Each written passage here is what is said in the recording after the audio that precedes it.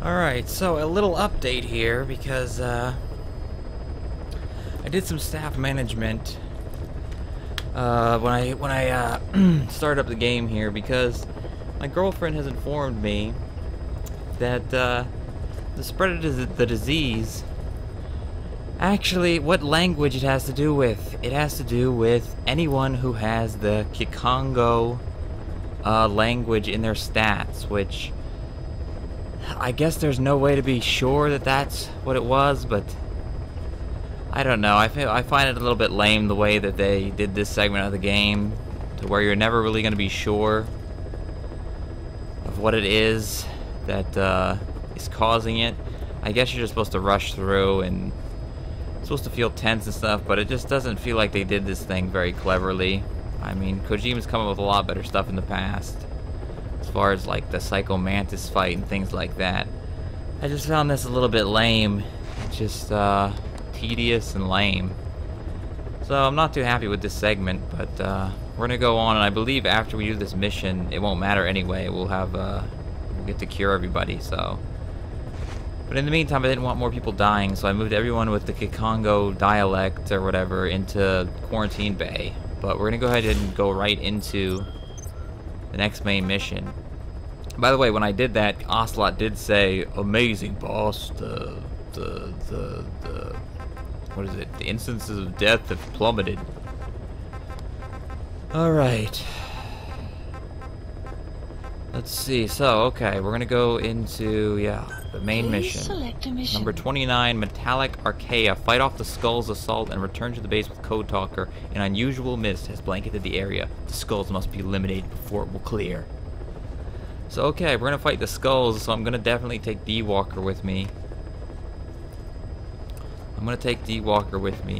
Yeah. Hopefully I've upgraded him enough, and there's Quiet's ass on the screen. Very nice. Wait a second. Yes. Hold on, I want to go back. I didn't hear the brief me. Boss, you okay? There's an unusual mist in front of your chopper. It could be the same one as before. Cipher is trying to eliminate Code Talker, but we can't save the infected without him. Boss, whatever you do, bring Code Talker back alive.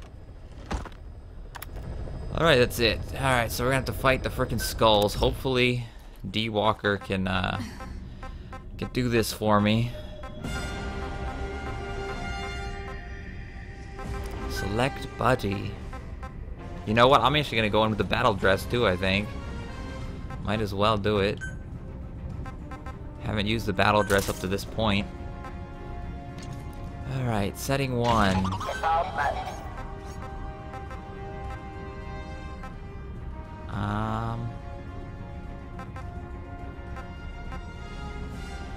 I think this is what we want, but I don't know if he's set up properly. I really don't know if he's set up properly. Anyway, let me... I have to go back to customization. I have to leave this stupid menu just to go back to customization.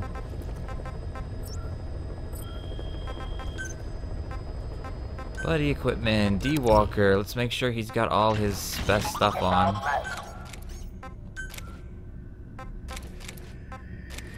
I could do this, but you only get 8 of them. You only get 8 of them, so I don't think we want to do that. Okay, they got 1,000 on that. What about this? I'm just gonna try to kill them, so I don't think I need... I want the damage one, just in case we run out of ammo on our Gatling.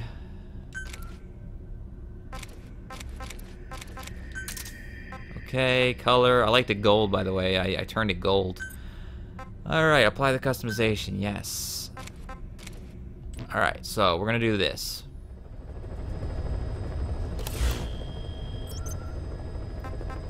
Please select a mission. Hopefully this won't be too difficult using D-Walker here. Let's make sure he's on setting 1. Okay, everything's right. And I'm just gonna go in with as much firepower as I can, just in case shit goes down.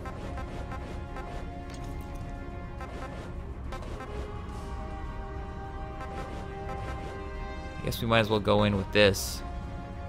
Never even used this gun, but let's go in with it. We want to take we'll take one of these launchers with us. We'll take this.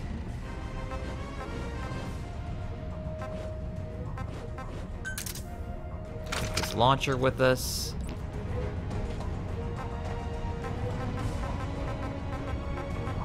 Secondary weapons. We'll take, I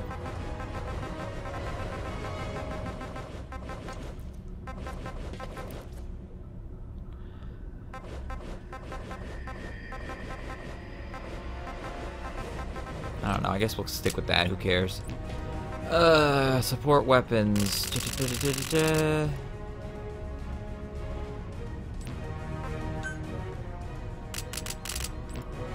Alright, I think we're ready. I think we are ready. Oh, no, we gotta select the, proper uniform. We're gonna go with the battle dress, right? I thought we have it. There we go, battle dress. And we're gonna look fat as hell. Look at this. Fat snake. Alright. Donut snake. Deploying. Alright, another battle with the skulls. We just had one in like the last mission. I don't know why you have to fight them again.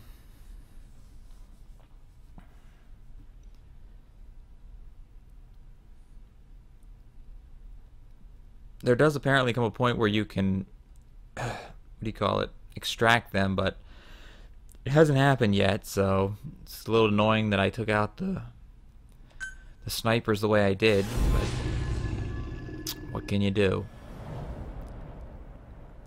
Metallic Archaea.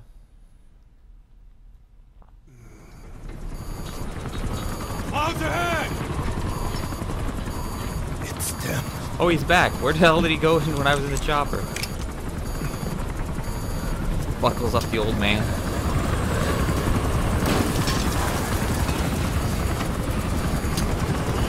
Couldn't we just fly higher? Skulls can't fly, can they? Or can they? I don't know. Oh my goodness. He's dead.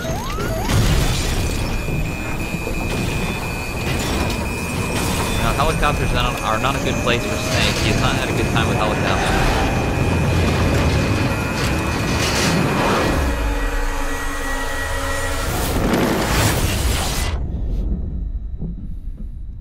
Then again, he survived 2 of them now, so maybe he does have good luck in helicopters. Snake, can you hear me? Are you okay?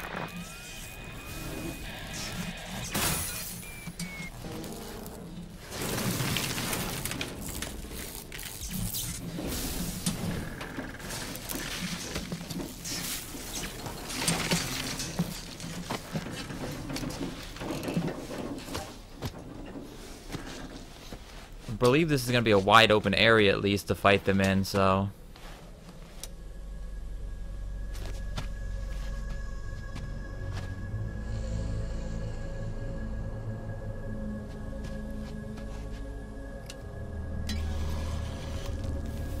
the hell? It looks like you're surrounded by mist. The support chopper can't get close to your position right now. Oh great, you tell me I have to carry him too?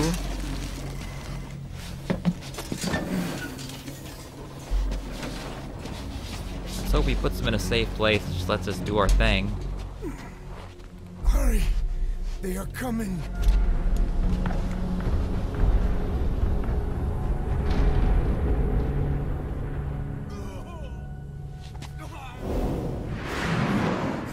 Of course, there they are. Taking over the regular troops.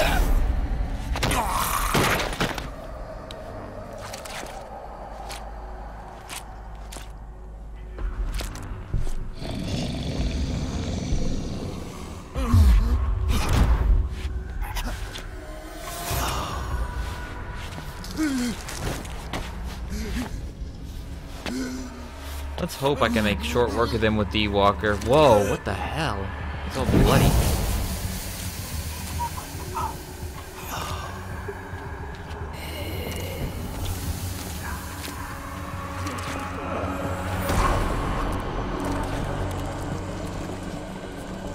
Question is, how many of these things are there?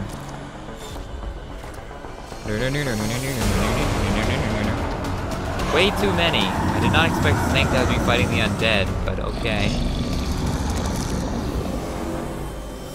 Not something I expected to be in this game. The undead.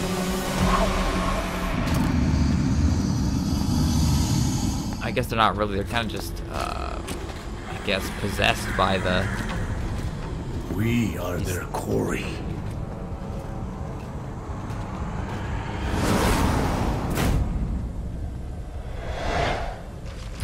Great. Where the hell is D-Walker? What the hell? Punch this thing in the face! Punch him in the face! Get the hell? Get in there. Okay, here we go. It'll disable vehicles and walker gears? What the hell?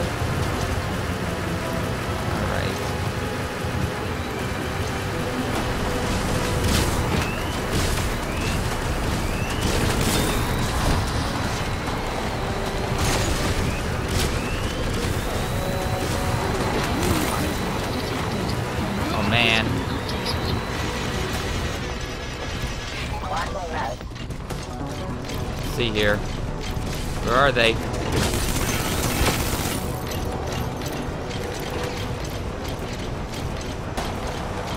Where are they? Where the hell is they? They're gonna try to knock me out of this though. Ouch! See, they do. They knock you out of it. It sucks.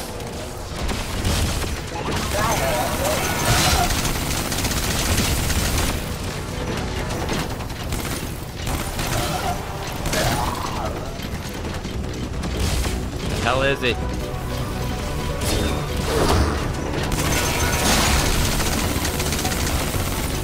I can't even tell their. I can't even see their.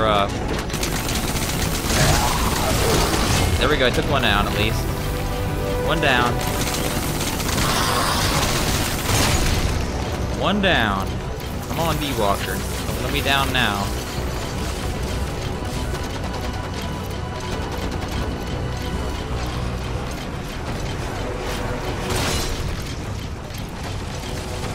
Where the hell that one is?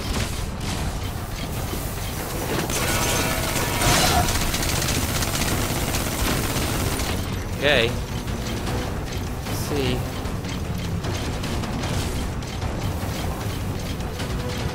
Trying to stay away from that mist, apparently.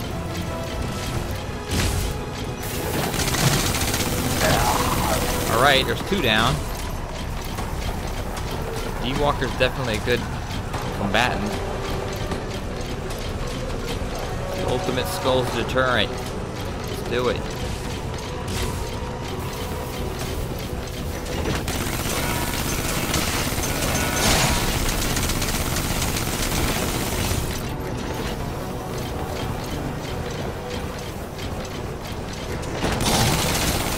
It's not one of them. Where the hell is it?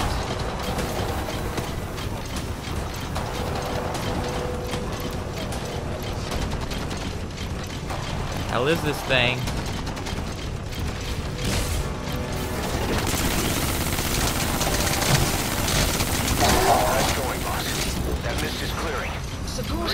Alright, we did it. Wow, that was easy with D-Walker. That was easy with D-Walker, man. Mission info has been updated. Works for me. Works for me. Is that any good? Analysis complete. Oh, he is. Good taking him. Might as well.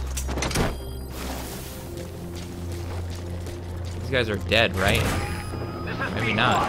Oh, this guy's good too. I can't believe these soldiers are that good. Subject on board. Leave the rest to us. This is Pequot. Have arrived at LZ. We'll stand by. Alright, might as well look around, see if there's anything else around here. He's coming too. Support Roger helicopter that. has These arrived. enemies, I guess you don't kill them though. I shot them with Gatling, I thought. Maybe I did. Maybe these guys just Analysis complete. get knocked out after they after the possession, you know, after the possession is done. I did kill some of them, I think. I don't know. Analysis complete. There's a B. I don't know, I'll take him anyway. You gotta extract him.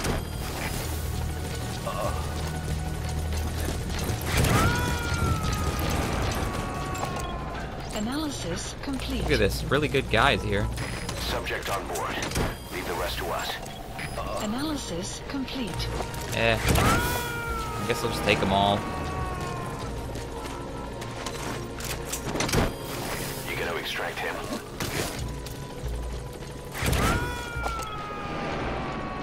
This guy is dead, as evidenced by the pool of blood coming out of his head. Alright, well, I think that's all the guys we need to bother with. I don't know, what about this dude over here? Complete. He's an A, might as well. Did not expect the episode to be that short, is that it?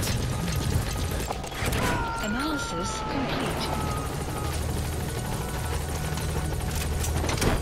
He's coming too. Roger that. Alrighty then, let's pick up this old man.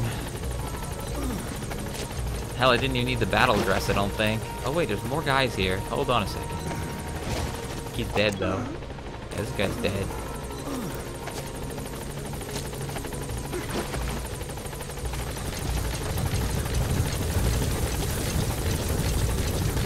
Get in, boss. Completed mission task 2 of 4. What are the other mission tasks? I know.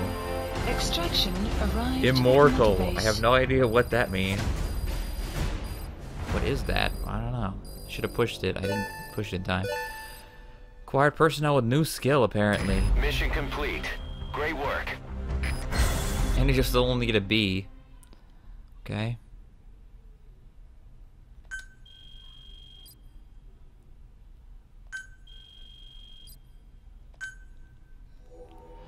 Alright, I'm pretty sure now we've got the, he'll cure everybody on the base. Except that, he'll turn them into women. Oh, I mean, he'll make them infertile.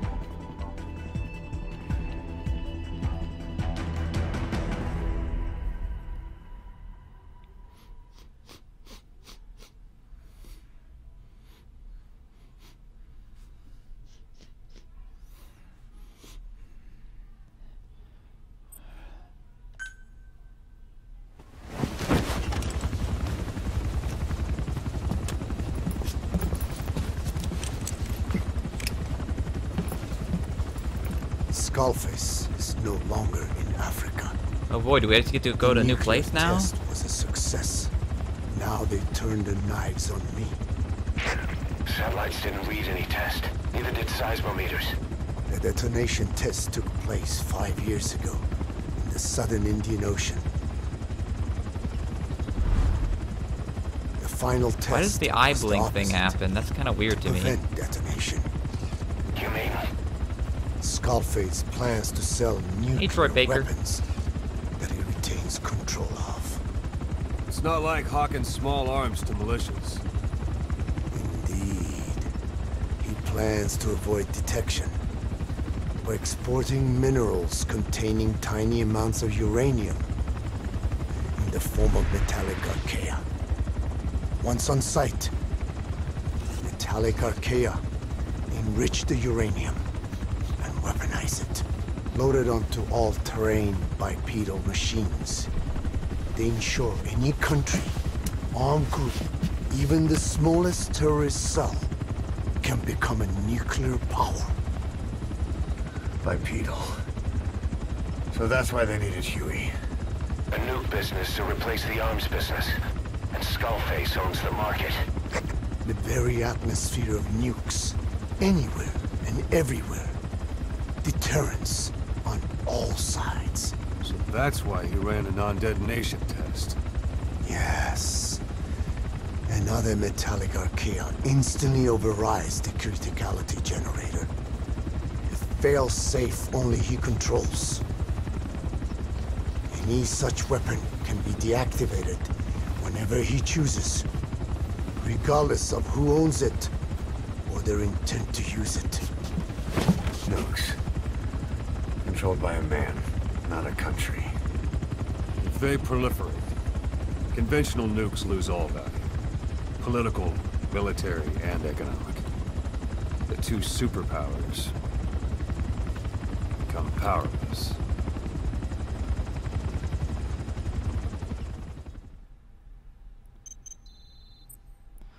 Okay, vocal cord parasites and metallic archaea cassette tapes. I guess we'll listen to that. We also got the Skull's Machete.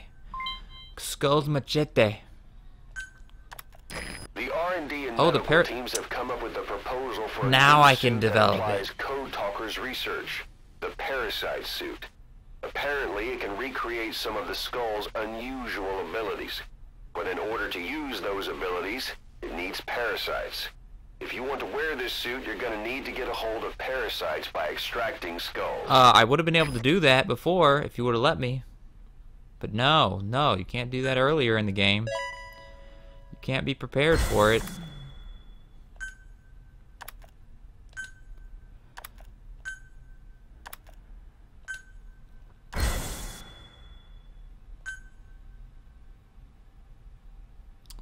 So yeah, I might have to go back and do some of the missions and just extract some of the skulls, see what we can do. Codenames are awarded for your infiltration and combat style.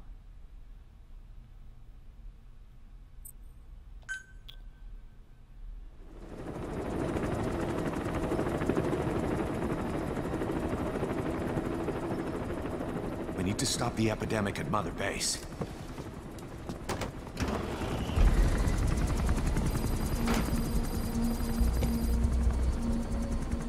Alright, so we're landing on the quarantine platform. Mother Base.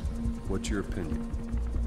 Textbook symptoms of vocal cord parasite infestation. And judging from this casualty list, it is the Kikango strain. Yep, there you go. Meaning, a breed of parasite that triggers symptoms upon detecting pronunciation specific to Kikango.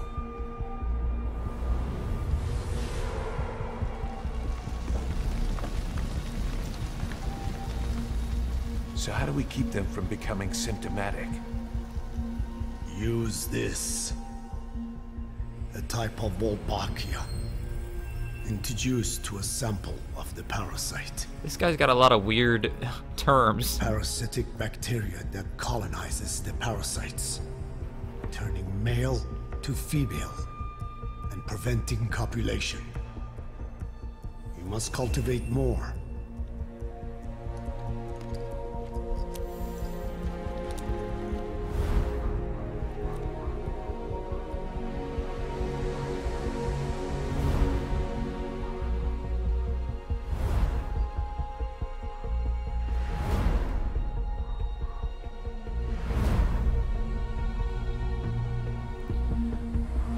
On the upside, whenever these people wind up on Mori, they will not be the father.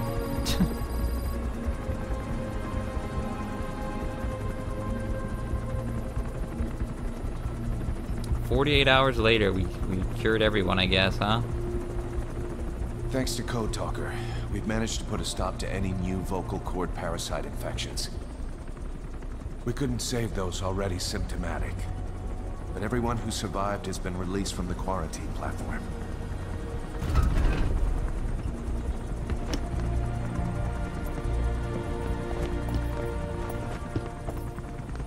Thank you, Donut Boss. So fat in that suit. Skullface will pay for this.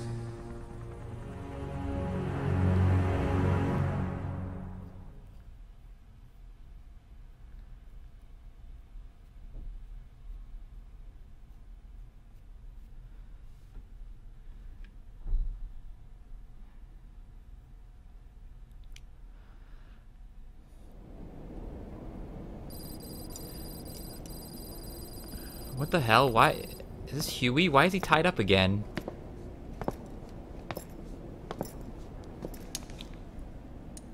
Again with the truth serum? What are those legs made of? Titanium? All the way to the femur.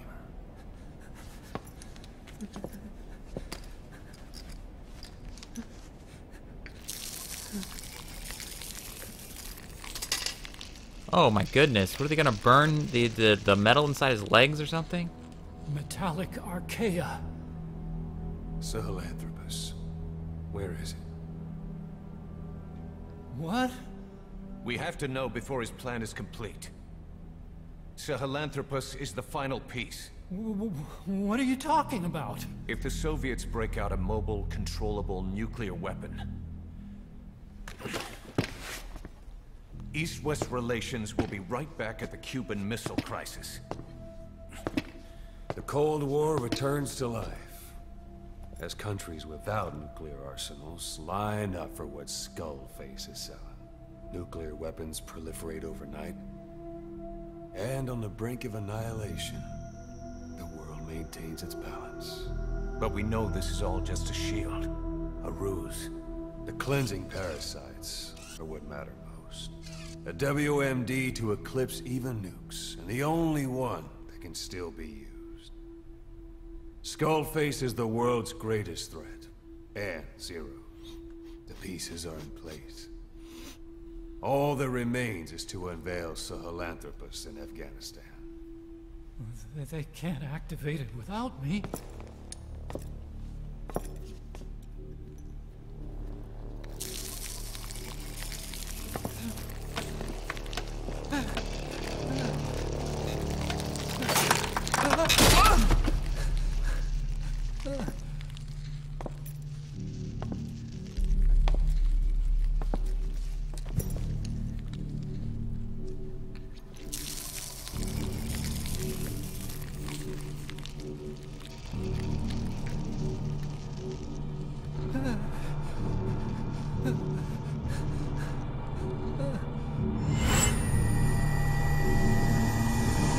Okay, B-Zero. Sahelanthropus is beyond the Soviet base camp. So he In did a lab know? built by the Soviet philosophers. That's what you're looking for. So he did know. But I have no idea how he's controlling it. It wasn't designed to accommodate a human pilot.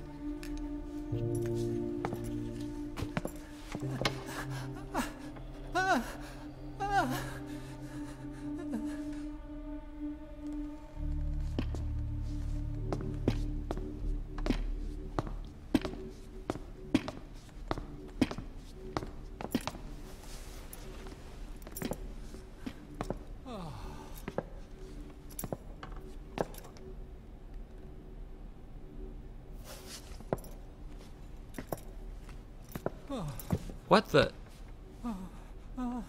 No. What? No! No! Oh my gosh, you gotta be kidding me. Wait! Ocelot showing how to be an asshole. What an asshole move. Wow. I'm gonna choke Troy Baker out with that Word freaking from scarf. Afghanistan. Everyone at the Soviet base camp's dead. No sign of fighting. Parasites. Skullface's men then headed north. The target is OKB-0. That's where he'll activate Sahelanthropus. Unless we stop him, he'll go down in history a conquering victor. We can't let that happen. Wipe him out. Don't leave any trace of his existence. Sorry, I still gotta fight with Eli. I don't wanna do that now. I'm gonna need backup on this one.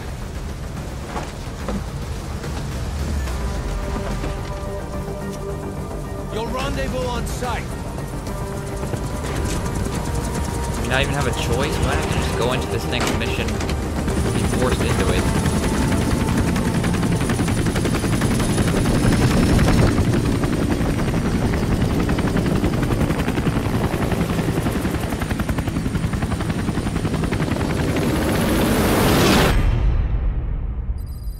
To be continued, okay. I don't know why the game has decided to start doing that.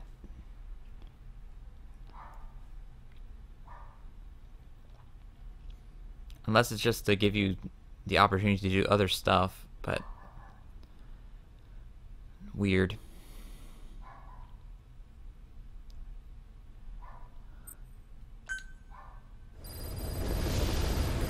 I guess it's so easy to do other stuff. Okay, we got all these tapes now. Holy crap. Jesus. We got a lot of tape. Alright, all the staff was let out, so we've got our levels back. Probably Mission lost list quite a bit. updated. Development project has been added. Hand grenade and parasite suit. Okay. Well, now that we got, let's send them back to combat deployment now that we got all our men back. Please select a mission.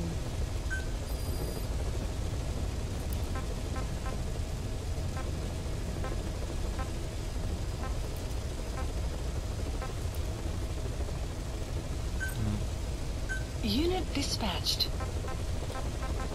So we can make some money. Construction support. Let's do that.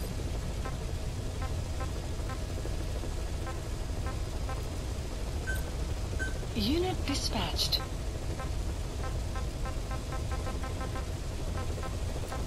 See, with any more fuel resources? That one's fuel resources. Let's do that. These are Unit easy missions dispatched. now.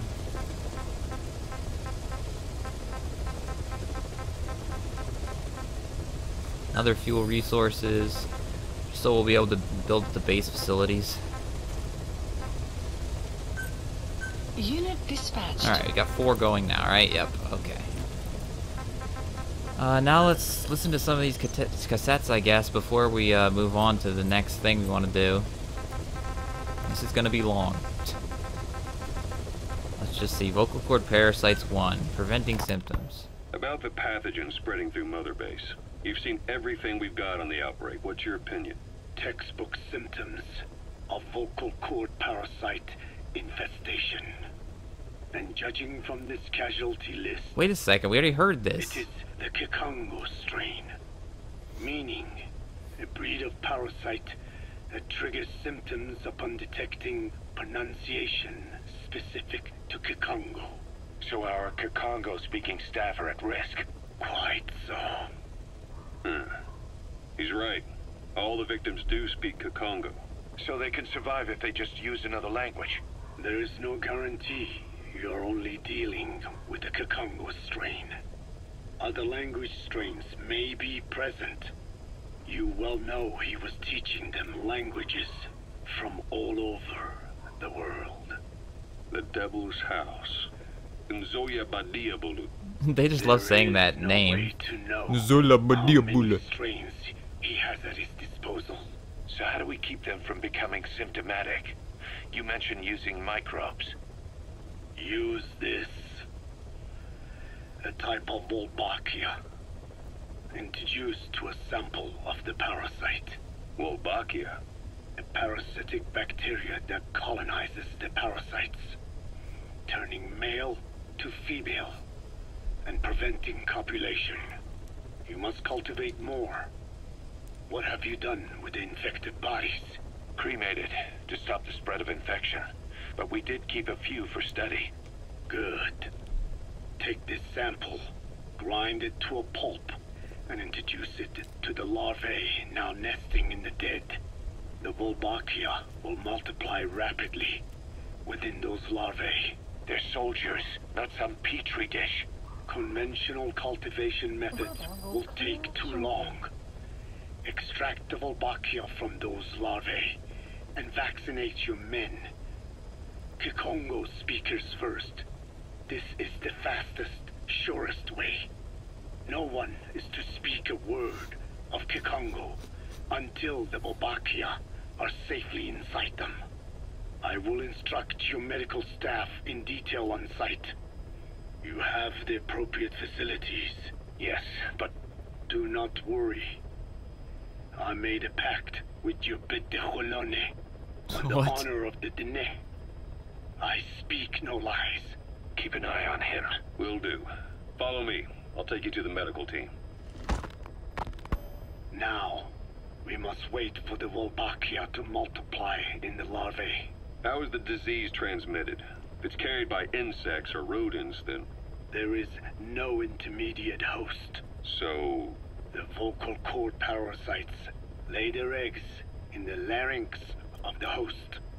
Most hatch and migrate to the lungs, but some are transported to the mouth through ciliary movement, mixing in with saliva. Saliva. Droplet transmission.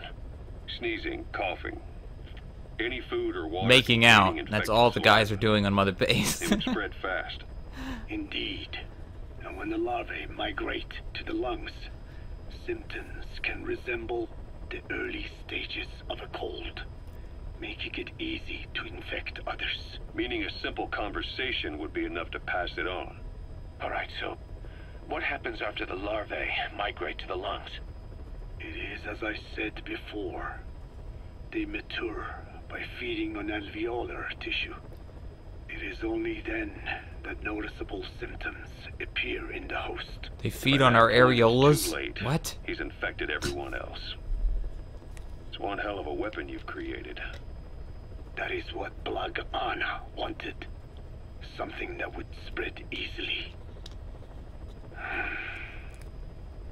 In truth, he's not the reason. But we will discuss that another time. The Walbakia have multiplied. We're preparing to extract them and begin vaccinating. But is this really the only way? Sure, it'll prevent infection, but the cost? You would rather remove their vocal cords? No. Tactical communication's the linchpin of what we do. What if we were to ban the use of Kakongo? Insufficient. First, there's no guarantee that only the Kakongo strain is here. Second, there is the matter of how the parasites lay their eggs. Before they can copulate, they must be exposed to the pronunciation of a specific language for a period of time, like a container filling with water. But the duration between when the container is full and when the copulation actually begins varies from case to case. In other words, even if the infected stop speaking as a countermeasure, it may already be too late. The only true solution is to prevent copulation through the Walbakia, or by physically removing the affected tissue. Do any antiparasitics work? It sounds as though you have already tried. Yeah. We tried every one there is, and nothing. I have yet to find a medicine that can remove the parasites. At best, it temporarily covers their ears. Why is that? Because the parasites are companions to us. To remove them inevitably harms the host. Companions? More than you think. And this is why the human immune system cannot eliminate them. Parasite Mist. Look at this. What is this? Parasite supply cartridge to activate special ability of the skull's mist dispersal. Huh. Camouflage and armor. Invisibility. Weird. Anyway, got more tapes. Apparently we already got back from a freaking thing. Guess they go a lot faster now.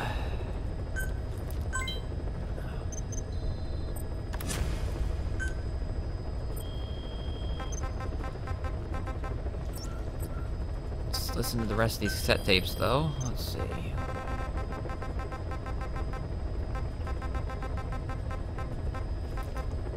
Oh my god, there's so much. We've inoculated the staff with Walbakia to keep them from becoming symptomatic. That should also contain the infection. How did this happen in the first place? It has to have been a Cipher spy within our ranks. If this is so, then why the Kakongo strain? If their intent was to wipe you out. Skullface said the remaining English parasite was close to the boss. If this latest strain was his doing, he wouldn't have tipped his hand. It is possible someone brought eggs onto the base without knowing. Stuck to their shoes, clothing. Well, that makes the most sense to me. And where did the eggs come from? You mentioned that your boss visited Nzoya. Yeah, it was from his hand, probably. Sure, but his gear's disinfected immediately upon return. Unit dispatched. Then he was not the carrier. Oh, okay, maybe And not. not just the boss. All staff dispatched to high-risk regions were quarantined on the flight back. When the symptoms first appeared, we checked and disinfected all equipment used up to that point. Any and all prisoners, soldiers, materials, and animals extracted during missions were also quarantined. So, that just leaves... Oh, they're gonna stay quiet. I have seen children around. Oh, the here. children. Where are they from? All over. Some were being held hostage at a mine. Then there were the troublemakers at Bwala Yamasa. Bwala Yamasa. Yeah. Their clothes, their things. Did you burn them? They're just kids. We couldn't. And besides, not one of them's shown symptoms. The parasites don't infect prepubescent hosts. Huh. Their vocal cords are not fully developed. Well, if infection doesn't occur in children... It is possible they carried eggs on their clothes, and the infection spread from them. Check the kid's stuff. I doubt there is any trace left by now. But if there is, some of those kids must be close to hitting puberty. How could we have missed this? Please specify a project. The name Bwala Yamasa got quite a reaction from you. I'm guessing the Kikongo strain was released in that village. Cipher used that region to experiment with vocal cord parasite transmission. The Kikongo strain. The settlements around the refinery upstream of Bwala Yamasa were the proving grounds. They would infect one villager and record transmission speed. Dangerous work. If they failed to contain the infection, it would slip into the surrounding regions. At which point the world found out about the parasites, making them useless as a weapon. Incredible they'd risk such a thing. The test site was densely populated too. A terrible place for such experiments. No doubt, they thought burning everything would wipe away all traces. The settlements were covered in oil anyway. Man, these are some long-ass tapes. Who would wonder if one day they caught fire? And so it did. They burned it all. Living and dead. Those remains. But they miscalculated. Transmission speed was far faster than anticipated.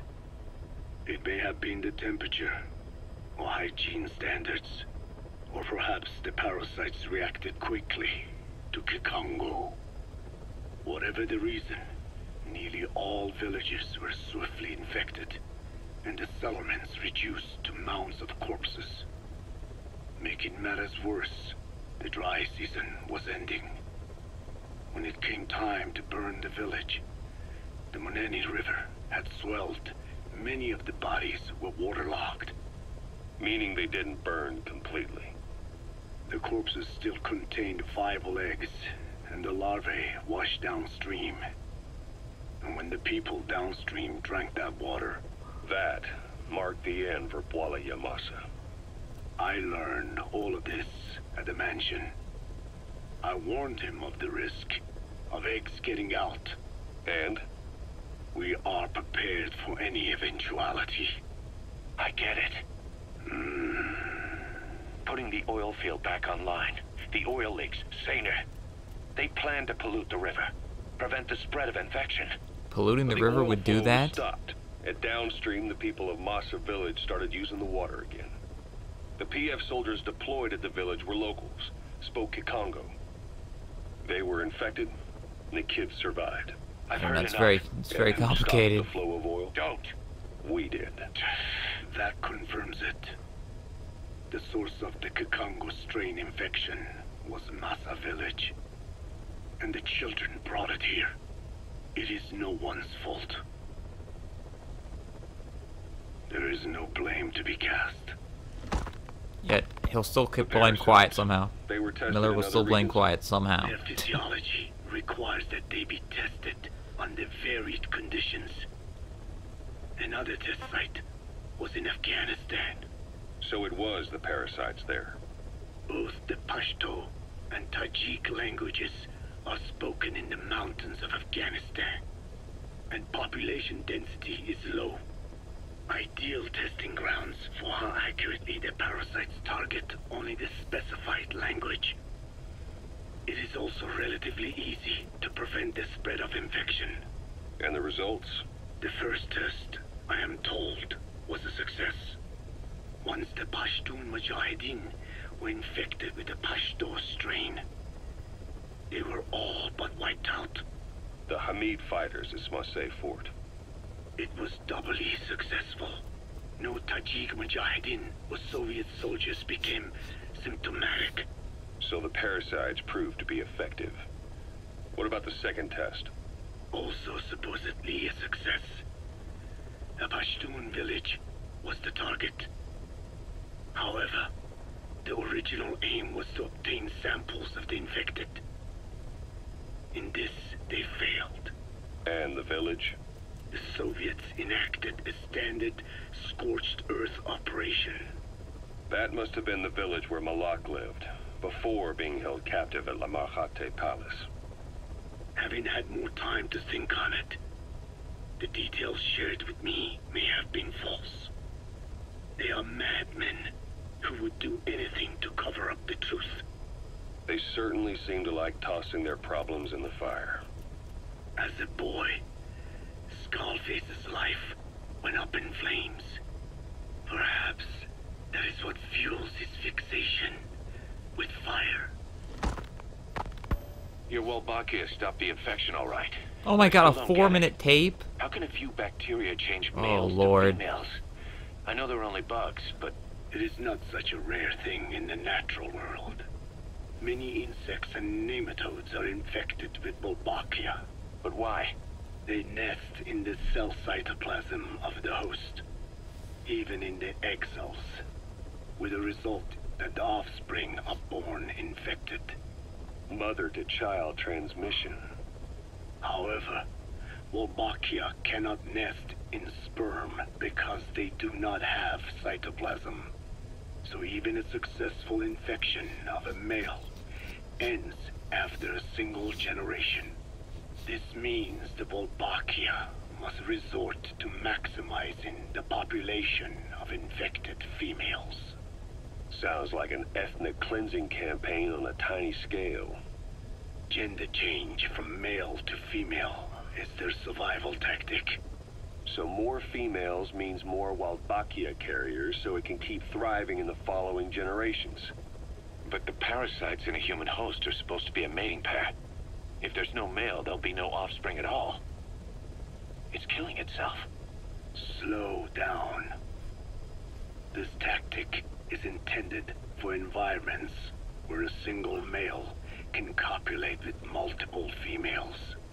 Originally, the Wolbachia did not infect the vocal cord parasites.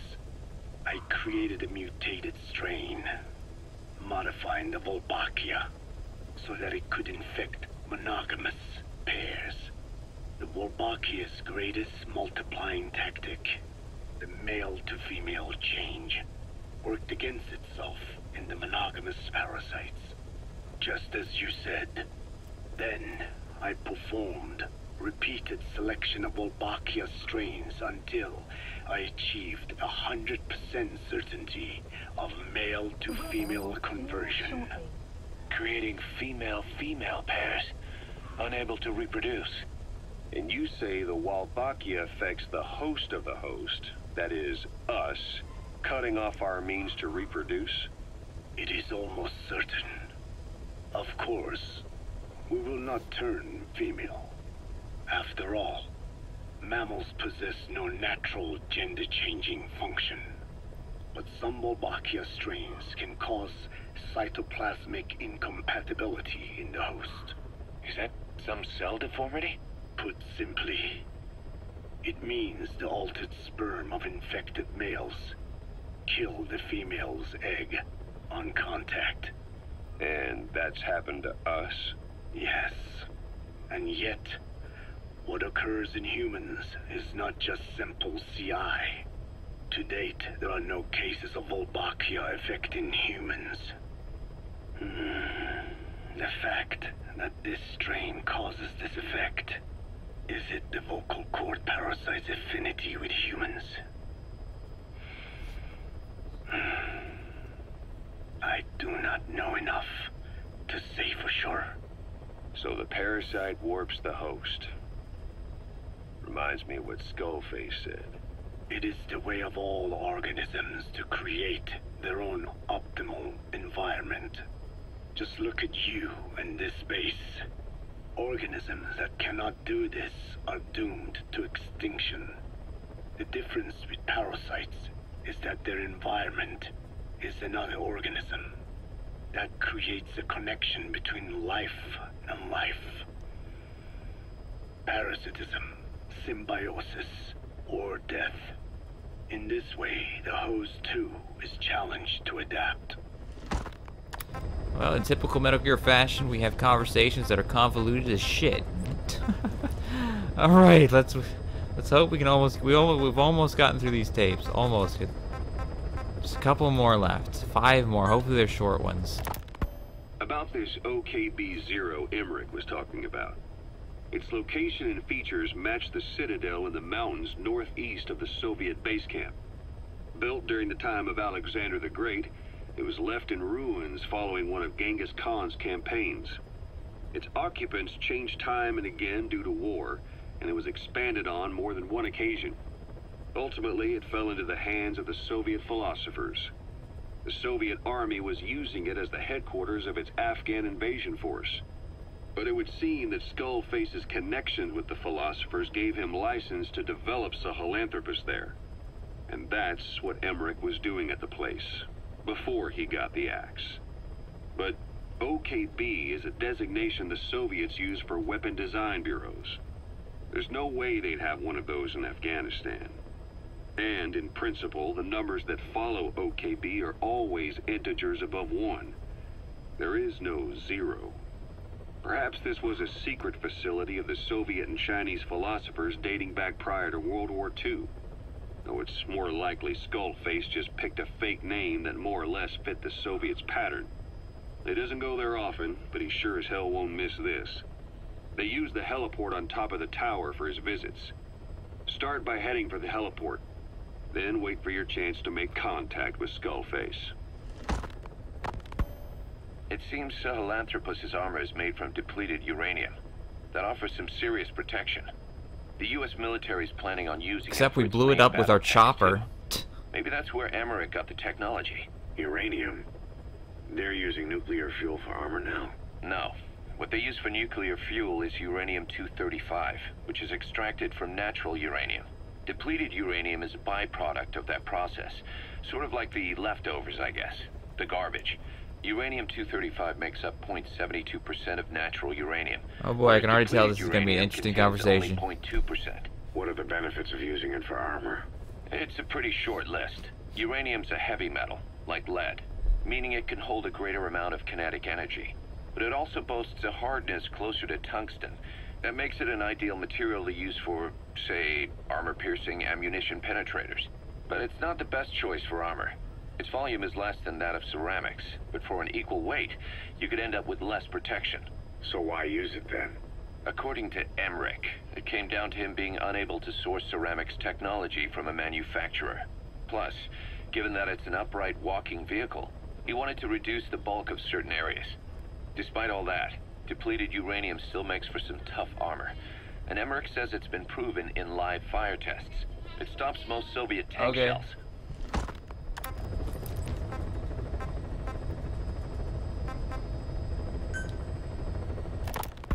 Code Talker, what are the metallic archaea?